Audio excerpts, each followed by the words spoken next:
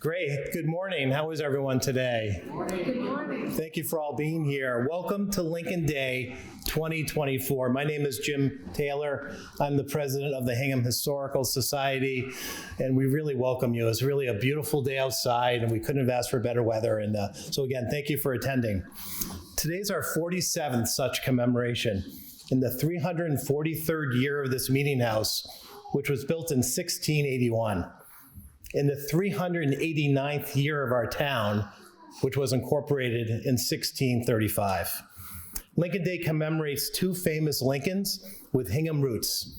Benjamin Lincoln, Major General in the Continental Army and a lifelong Hingham resident, and Abraham Lincoln, our 16th president, a descendant of Samuel Lincoln, who settled in Hingham in 1637.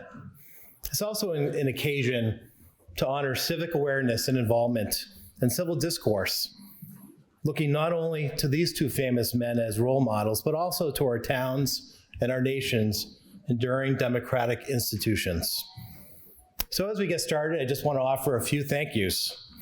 I want to thank Michelle Coughlin, our Lincoln Day speaker, who I'll be introducing in more detail momentarily. Thank you to the Reverend Edmund Robinson, who graciously agreed to preside over today's commemoration, and the congregation of First Parish for making this amazing meeting house available to us today.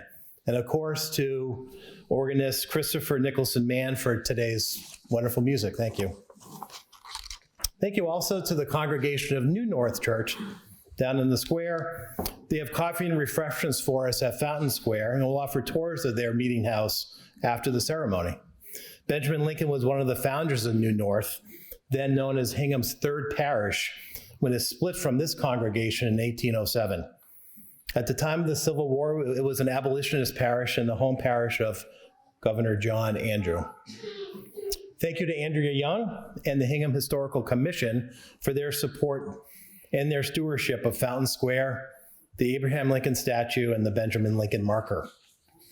Thank you to the Hingham Police for their logistical support today, including following this ceremony, leading our procession down to Fountain Square. Thank you to Harbor Media, who's recording this for those who can't be in attendance today. And finally, thank you to Executive Director Deirdre Anderson and the rest of the staff of the Hingham Historical Society who put together this event and have arranged for refreshments following the laying of the wreaths of Fountain Square back in the Hingham Heritage Museum, which is located in Old Derby. That, in addition to the Benjamin Lincoln House and the Old Ordinary, is one of the three historic properties owned by the Hingham History Society. This team makes it all look so easy, but works tirelessly in the interest of Hingham history. So thank you so much for putting this together. And now, if you're able, please stand as we all sing America.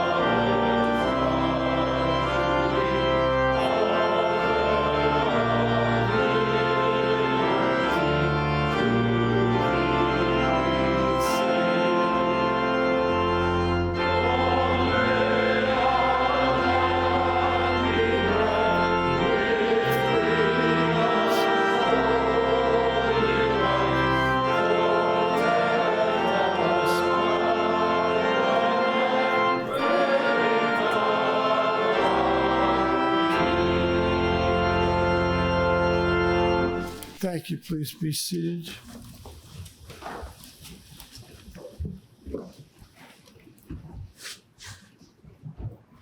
Let us share a moment of prayer. God of many names, source of life and love, present in our hearts and in our lives.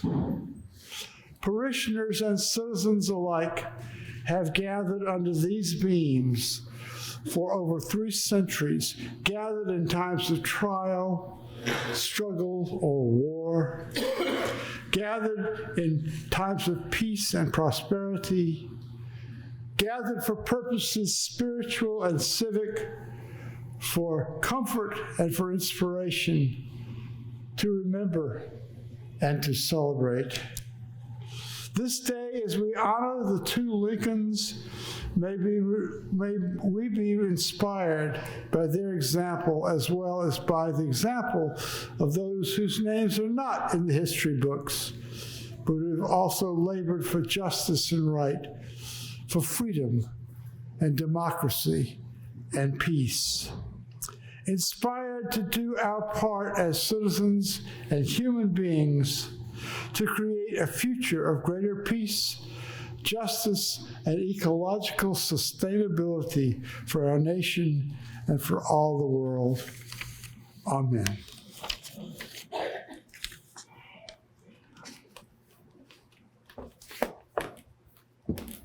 Thank you.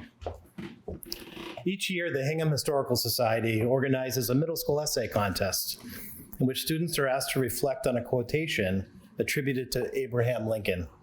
This year's quote was, "With malice towards none, with charity for all." That was spoken during Lincoln's 2nd inaugural.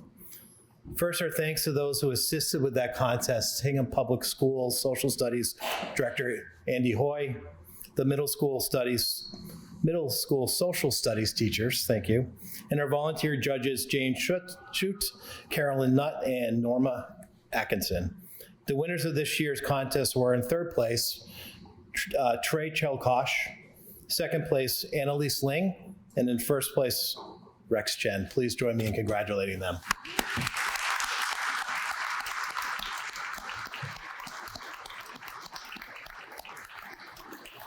Now to offer a hope for the future are Rex, Annalise, and Trey. Please.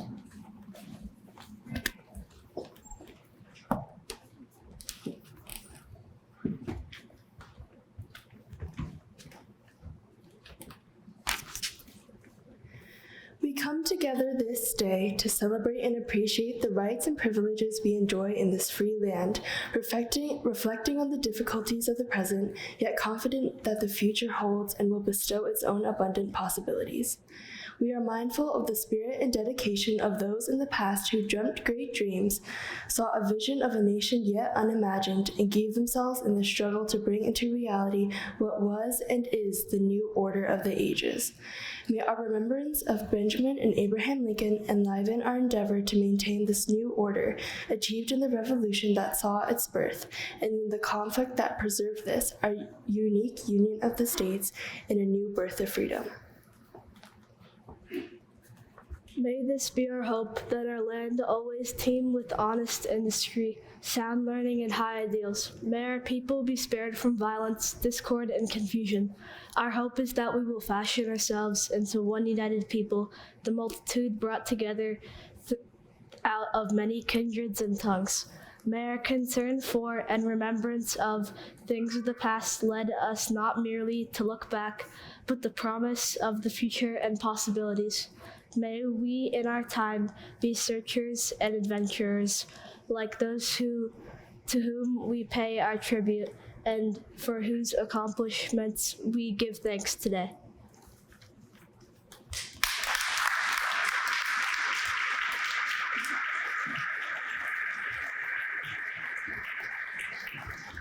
Thank you so much. Please stand. We'll have the presentation of the colors and the Pledge of Allegiance. I'd like to introduce Charles Stockbridge and the Hingham Militia with the assistance of the Boy Scouts.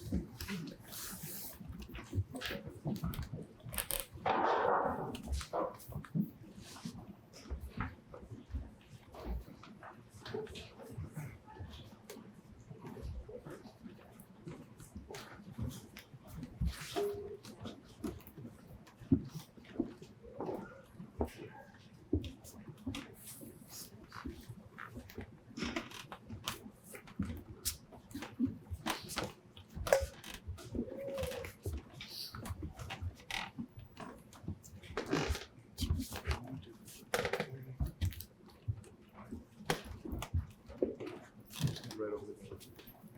Color guard, present arms. Everybody up and dip. Prepare to post. Post the colors.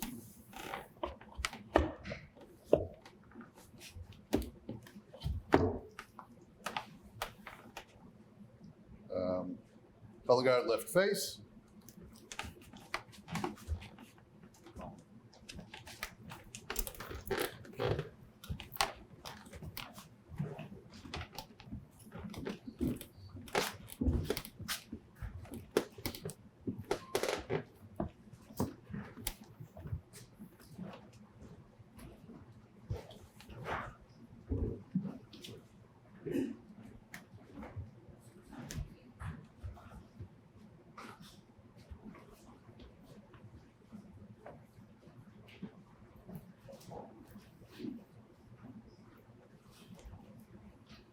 Salute. I pledge allegiance to the flag of the United States of America and to the republic for which it stands, one nation, under God, indivisible, with liberty and justice for all. Two.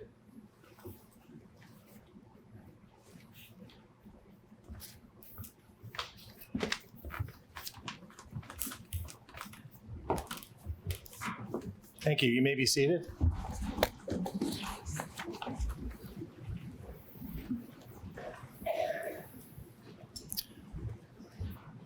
I'd like to take a moment to recognize some of the participants in today's celebration, and thank you everyone for coming. There's many folks represented here today, and I want to acknowledge at least some of them and apologize in advance for any of you that I may have missed.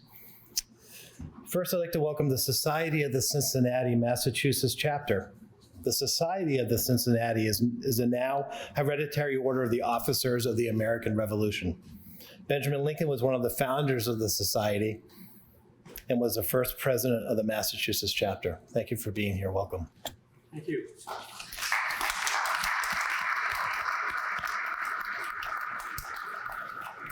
I'd like to welcome members of the Military Order of the Loyal Legion, Massachusetts Commandery. The Military Order of the Loyal Legion was formed in the immediate aftermath of President Lincoln's assassination, and today fosters remembrance and awareness of our 16th president. Thank you for being here today.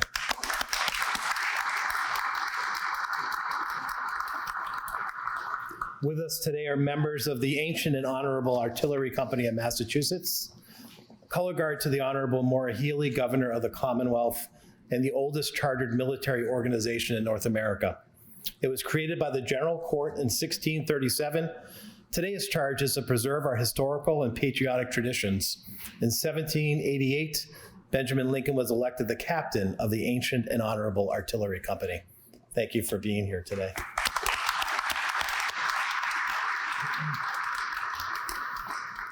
We also welcome the 22nd Massachusetts Volunteer Infantry. It's a Civil War reenactment organization that portrays Company D of the 22nd Regiment Massachusetts Volunteer Infantry. It was established in 1861. The Massachusetts 22nd became part of the Army of the Potomac and participated in most of the important battles in the Eastern Theater during the Civil War. With them here today are the women of the United States Sanitary Commission, Boston Branch, also reenactors, who represent an arm of the Private Release Agency founded in 1861 to provide nursing and support for sick and wounded Union soldiers during the American Civil War. Welcome.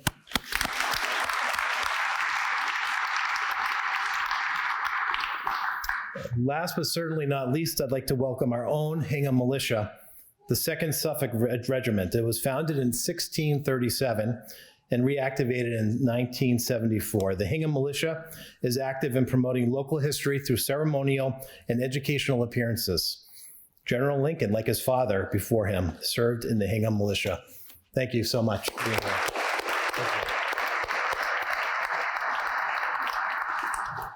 We also have some dignitaries from the local and state level here. I'd like to welcome our state representative, Joe Moschino. Joan, thank you for being here. Thank you. And select board members Liz Klein, Bill Ramsey, and Joe Fisher. Thank you all for being here. And lastly, I'd like to recognize Rose and Charlie Woodard. We're so thankful for their stewardship of the Hingham Historical Society's Benjamin Lincoln House, now open as of this year for public tours. And in fact, we're open today till 4 for free tours to the public. So again, welcome and thank you for being here and for all you've done.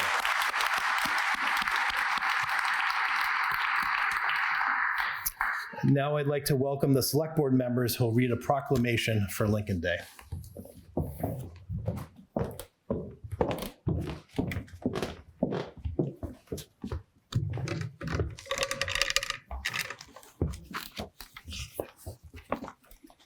Town of Hingham, Massachusetts, Lincoln Day Proclamation. Whereas the town of Hingham was settled in 1635 by a small band of Puritans, many of whom came from Hingham, England, and environs.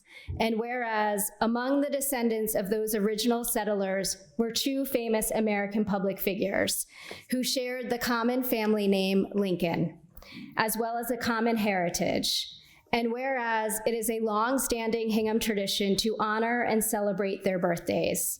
General Benjamin Lincoln, a lifelong Hingham citizen and a hero of the American Revolution, and Abraham Lincoln, our 16th president and the towering figure of the Civil War.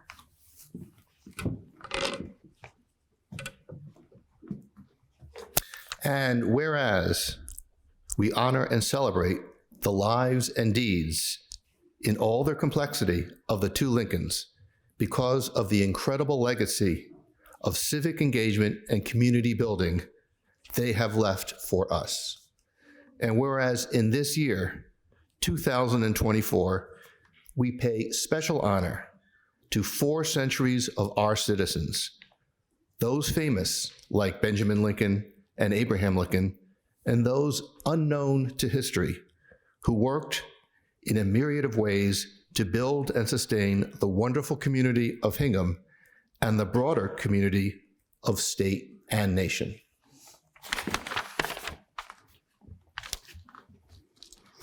And whereas the preservation of community is a perpetual task in which each generation must fully participate. Now, therefore, we, the Select Board of the Town of Hingham, do hereby officially proclaim Saturday, February 10th, 2024, Lincoln Day. Finally, we urge each citizen to take to heart the examples of the 2 Lincolns and those of 4 centuries of Hingham citizens. And we urge each citizen to participate in some concrete way in the strengthening and preservation of this community of Hingham and the broader communities of state and nation for the generations which will succeed us. Given under our hands in the seal of Hingham this 13th day of January 2024, signed Elizabeth F. Klein, Chair, Joseph M. Fisher, and William C. Ramsey.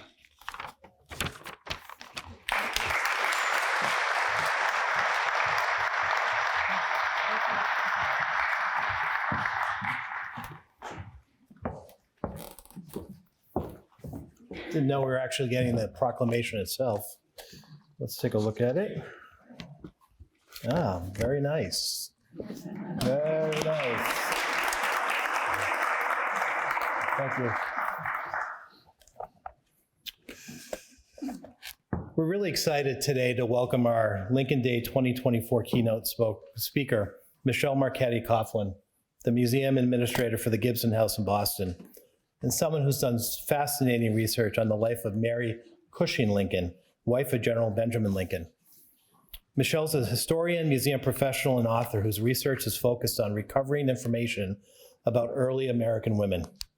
Michelle has served as a mass humanities scholar in residence and a historical consultant. She has lectured widely and has written for both academic and general audiences. As a board member of the Abigail Adams Birthplace, she has created numerous programs highlighting women's history. She's the author of Penelope Winslow, Plymouth Colony First Lady, Reimagining a Life, a thoroughly researched and richly detailed account of the life of Plymouth Colony First Lady, Penelope Pelham Winslow, wife of Josiah Winslow, who was the first American-born governor of Plymouth Colony. One Colonial Woman's World, the life and writings of Mehetable Chandler Coit. One Colonial Woman's World reconstructs the life of Mehetable Chandler Coit, the author of what may be the earliest surviving diary by an American woman. Michelle, welcome, and we're honored to have you today.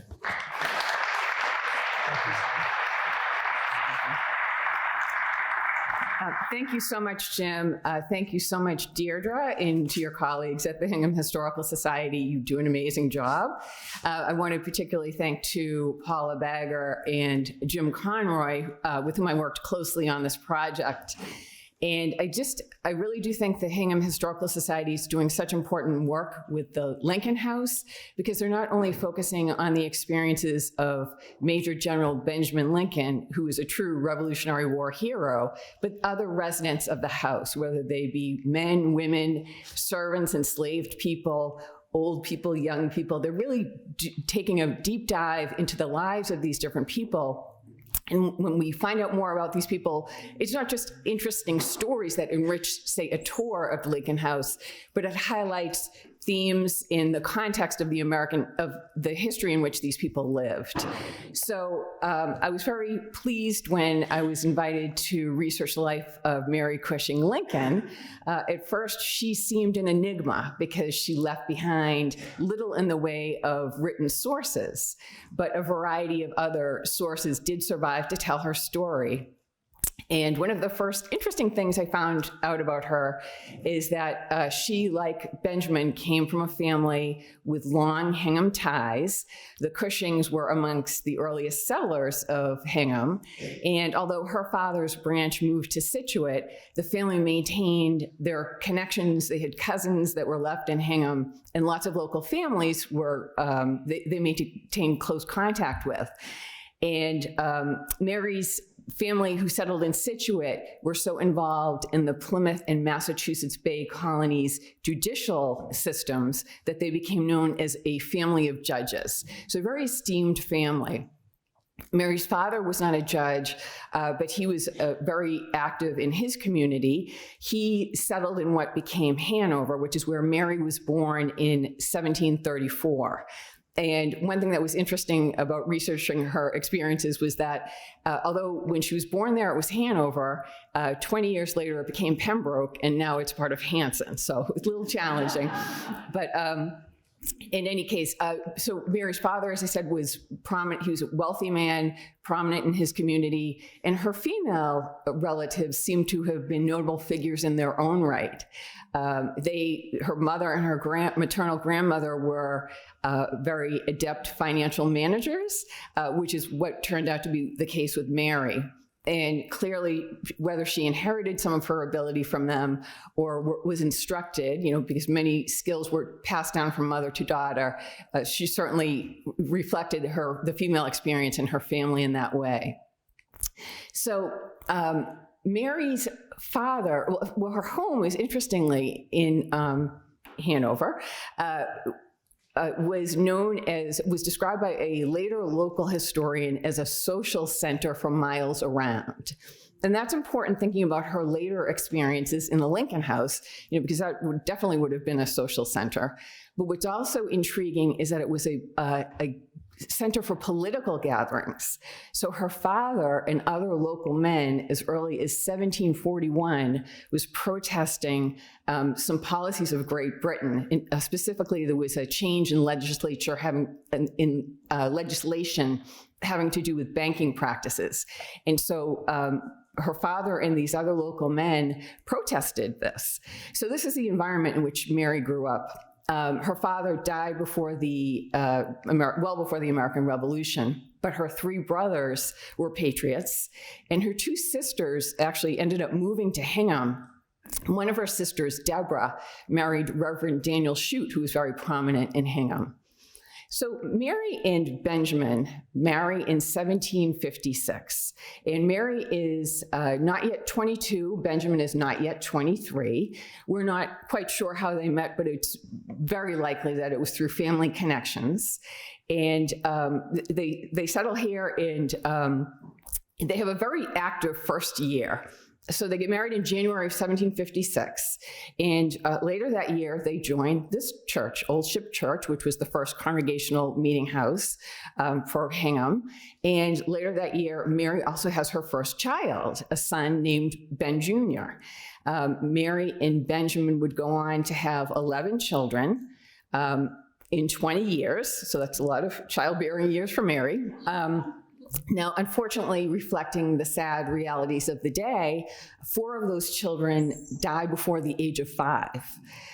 One of these, a daughter named Deborah, was born in 1776, and she died on her first birthday in 1777.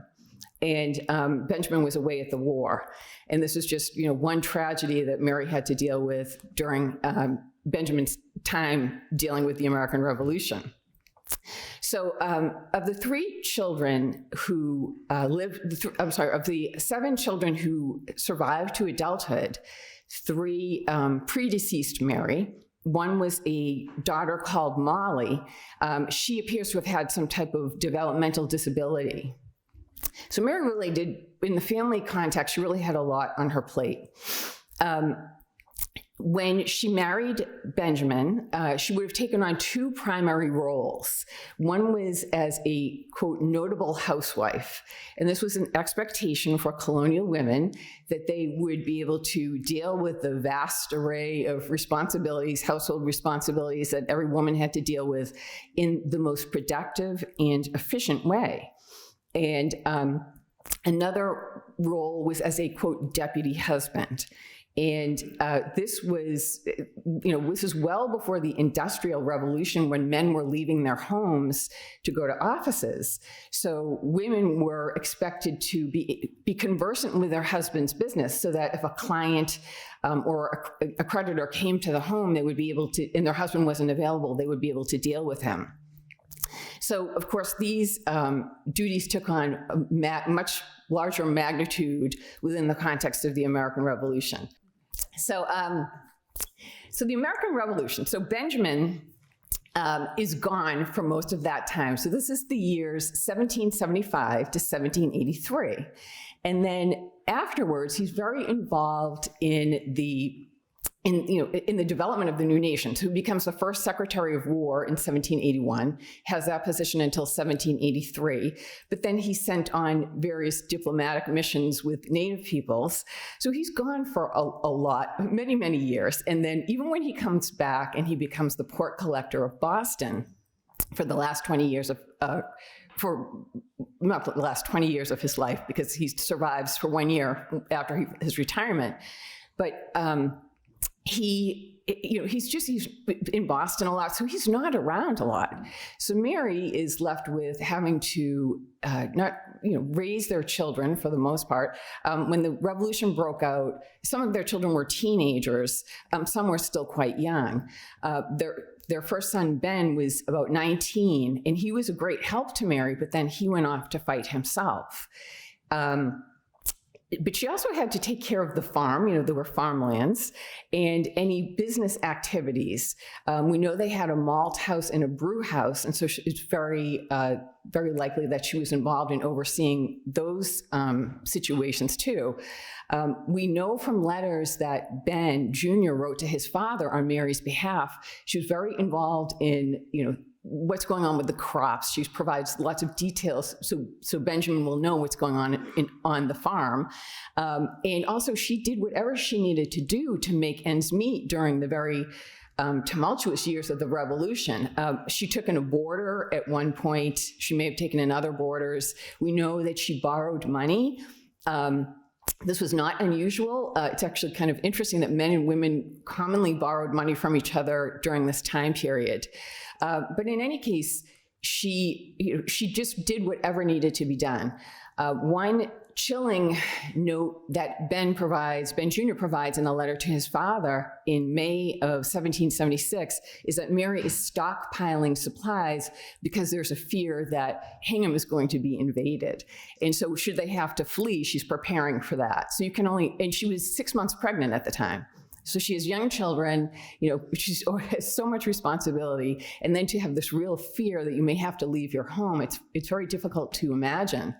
Another very harrowing experience that Mary had took place 2 years later. So 1776 is the fear of the invasion. 1777, her one-year-old daughter dies. 1778, poor Mary comes down with a very bad case of smallpox. And this is a really deadly disease at the time. It killed thousands and thousands of people. Of course, disease was there was a much higher mortality rate from disease during the American Revolution than from the battlefields. So Benjamin, he was home recovering from his war wound during this time, and he writes to George Washington about the bad situation that Mary is in. She has trouble, she almost loses her eyesight. And in fact, she has recurring problems with her eyesight. So this is, just a terrible experience that she had. So, and before she recovers, Benjamin has to go back to the war. So she just has a lot on her plate. So in any case, Benjamin does appreciate it. There are these beautiful, wonderful letters that have survived in his hand. And he writes to his children, and he's always articulating his concern for Mary. He says, "I know my absence has increased her cares and her burdens. Please do whatever you can to help her out." And as far as their relationship, their marital relationship, of course, the war would have put a strain on that. There are long absences, but it seems to have been a very affectionate, very companionable relationship. Benjamin in his letters he's affectionate. He addresses some of his letters, "Dear Mama," and he's just, he articulates his concern for her well-being. He also is respectful, and there's a letter he writes to her right before the British surrender at Yorktown, and one that he writes right before the signing of the treaty with the British 2 years later. And he provides these minute details of these, of the military maneuvers and the political workings. And so clearly he has a respect for her intellect, that she can understand what's going on. There is a Dutch nobleman who visits the Lincoln House in 1783 after the war. And he writes that he has a conversation with Benjamin in which a smiling Benjamin reminisces about how 20 years before the war broke out, he had no idea that war would ever come, and he just would think back to himself and Mrs. Lincoln, Mary, sitting before the fire and talking. So it's just a very charming memory on his behalf. And there's also, interestingly, in this same letter, this is again after the war, Benjamin seems to have had no problem with Mary hanging on to her financial management duties after he returns, because the same nobleman in the letter says, although Benjamin was very busy with various activities during the time of his visit, it was clear that Mary was the, quote, master of the house. And Benjamin, to his credit, didn't seem to have a problem with that. Excuse me. So unfortunately, there is one situation after the war that really puts the Lincoln finances in disarray. Benjamin, out of the goodness of his heart, guarantees a loan for his friend, Henry Knox, and Henry Knox defaults on the loan. And so this means the Lincolns are responsible. So there is a $25,000 lien put against their house, and so in property. And you can imagine how horrified Mary must have been after she had done so much during the war to keep hearth and home together. The situation is settled, but it takes a few years. And there's actually a remarkable document that Benjamin writes to Mary in the year 1800. And it's an accounting of all of the property that the family owns and all of his debts. So this is at a time when there was the legal tradition of coverture, which means that a woman's legal identity is just disappears within that of her husband. The husband's, owns all of the property, is do all of the income from the family. But Benjamin takes the step of laying this all out for Mary. There was no need for him to do it. But he clearly, again, he respected her abilities. And he made this very interesting provision that gifts that he had made their children could lead, that he and Mary could draw on interest from these gifts if need be. And it's evident that Mary did draw on them in later life. So Benjamin, as I said, he became the pork collector for Boston. He wanted to retire years before he did, but he wasn't able to. And he finally retired in 1809. And unfortunately, he was in very ill health. And so Mary once again had to resume her caretaking responsibilities, but hopefully he had 1 year left to live, and hopefully they did have some time to enjoy their time before the fire talking, because they had certainly earned that. He dies in 1810, as I said. Mary lives for 6 more years into her early 80s, and she continues to be very financially active. There are ledger books that their son Martin left that show these payments made to her for different reasons. There are loans that are due to her from other individuals. So she has, she stays very active economically within the family. She dies in 1816, and sadly, there is the Boston newspapers note this, but it's just within the context of Major General Benjamin Lincoln's widow having died. There's no mention of her character, of what she had sacrificed during the Revolutionary War. She is presumably buried with Benjamin right nearby, but there's no stone marking her grave. And this is just very symptomatic of the covering up and the ignoring of women's history that has occurred over the years. The Hingham Cemetery records, I don't believe, even have a record for her death. So just looking back at her life, though, she made such an impact. She certainly made an impact on Benjamin, because if she didn't take on all of the burdens that she did with the family and the family property, there's no way he could have gone off and done all he did, for the new country. There's a letter that survives from 1806 that was written by Mary and Benjamin's daughter-in-law, Mary Otis Lincoln. Mary Otis Lincoln was married to their son, Ben, who sadly died as a young man. And she was the daughter of the Revolutionary War patriot James Otis. And interestingly, James Otis was really one of the only patriots who actually considered what the rhetoric of equality and liberty might have meant for women. It didn't go anywhere, but he did spend some time thinking about those things. And Mary Otis Lincoln was also the niece of the brilliant Mercy Otis Warren, who was a playwright and a political theorist. And so in this letter to her father-in-law, Mary Otis Lincoln says, please, I'm paraphrasing, but please give my love and my respect to my mother-in-law. You know, as I always tell you, you would not be the man you are if it weren't for her. So, that's really stunning. Mary's impact, of course, over her family. She was the primary parent for so many years. She managed to keep the property together during the war so that they had this estate to benefit all of them. In her role in Hingham. So she's Benjamin's emissary here.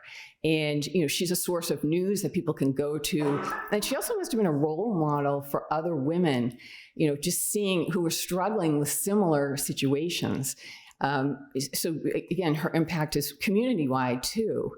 But her impact is also a lot larger. And so women like Mary, who sacrificed so much, without their commitment and all of their efforts, the American Revolution could have had a very different outcome.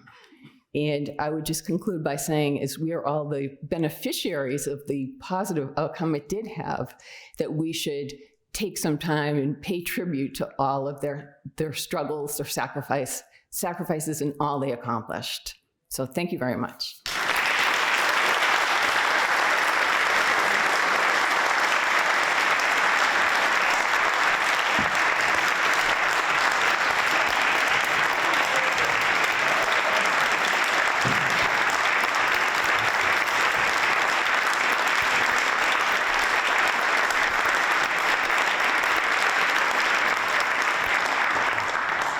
That was really wonderful. Thank you so much, Michelle. That was so interesting. And she spoke without notes. I don't think I could tell the story of my family without notes. So that was amazing. So thank you. That was incredible. So as we conclude, I invite you all to stand as we sing America the Beautiful. And the words are on the back of the program.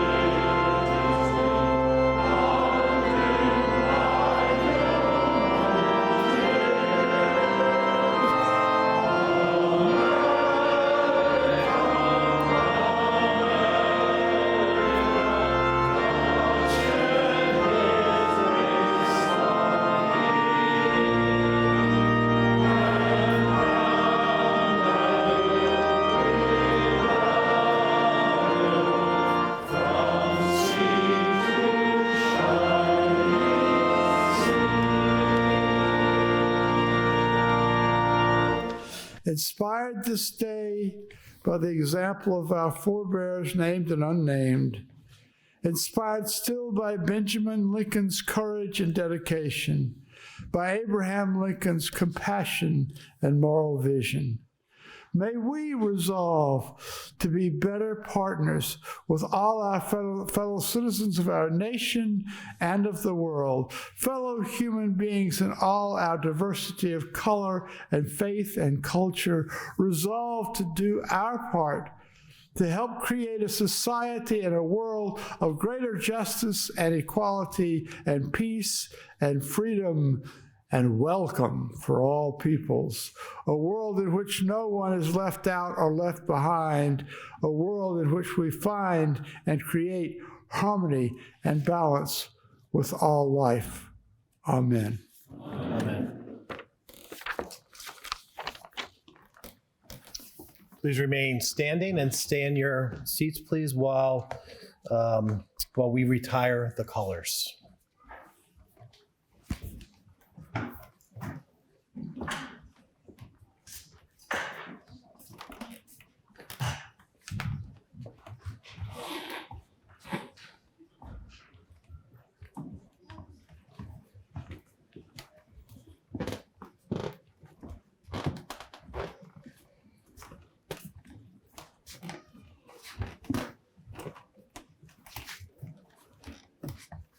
Prepare to retire the colors. Retire the colors.